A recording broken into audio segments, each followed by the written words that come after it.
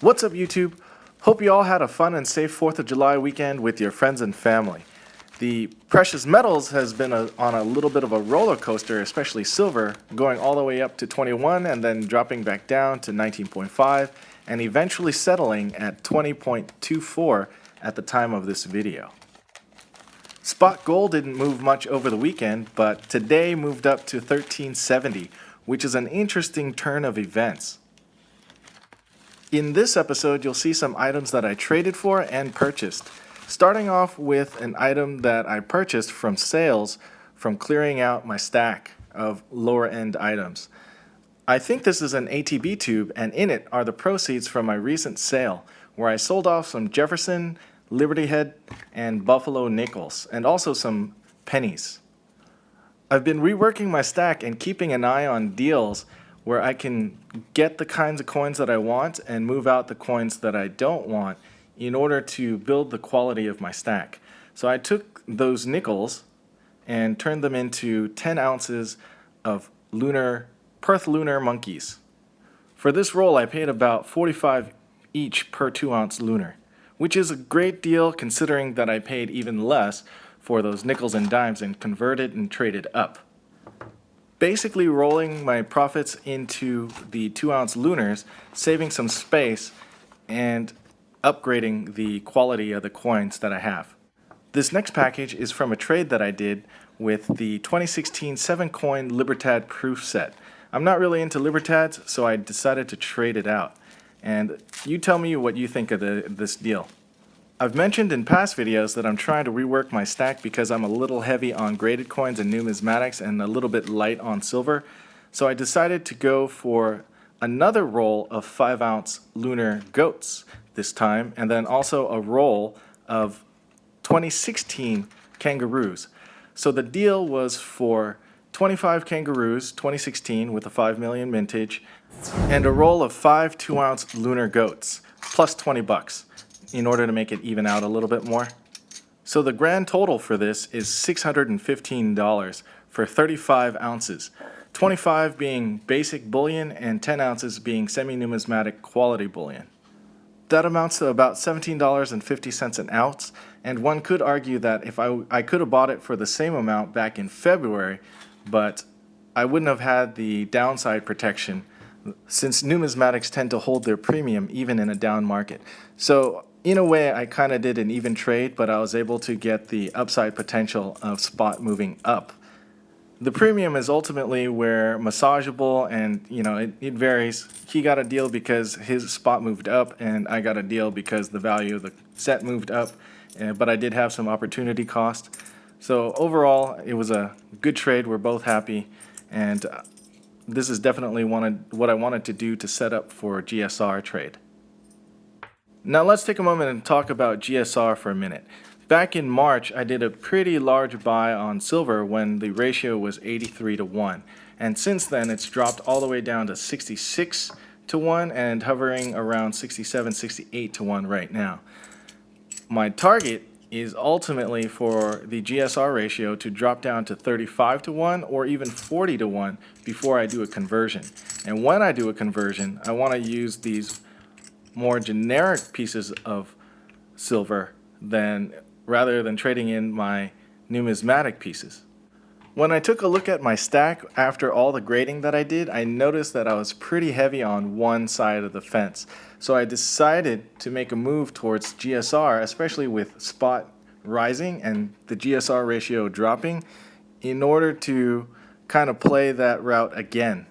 Because there's still a lot of room left before we get to GSR to 35 or 40-1.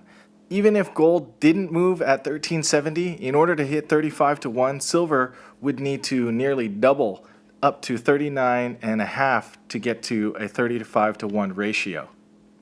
That being said, there is opportunity in the numismatic world like these Morgans and Pandas. However, some places like the Pandas are a little bit more difficult and more expensive than earlier in the year.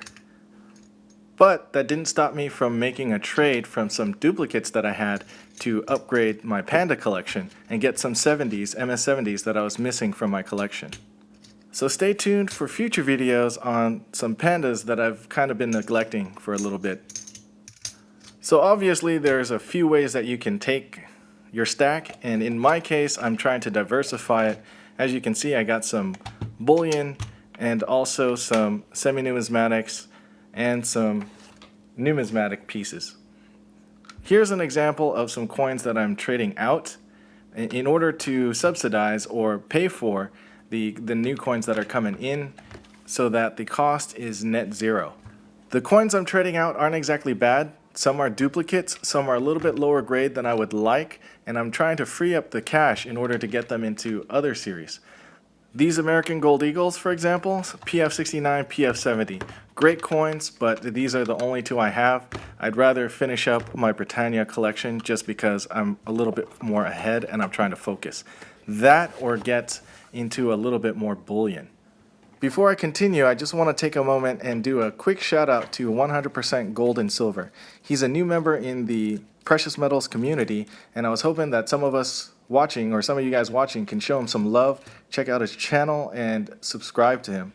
So if you can, I really appreciate it, and I hope we can continue to grow this community as spot increases and more people start checking out these videos. One last shout out to Bart Silver. Check out his channel below. I recommend checking it out if you like seeing what I'm doing. He's doing something similar with his stack by massaging it and using this opportunity with spot rising to sell out some premiums and test out what his stack is currently capable of doing.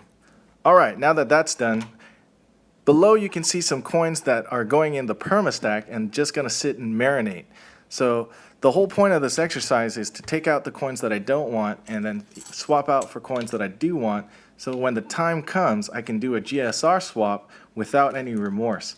So when the time comes, I don't actually want to sell my numismatics. I want to take the coins like the peace dollars and Morgans, junk silver, and the other bullion, like this stack over here on the right, that's about 35 ounces, and trade for, say, a current year Panda, or American Gold Eagle, or a 50 pesos, etc.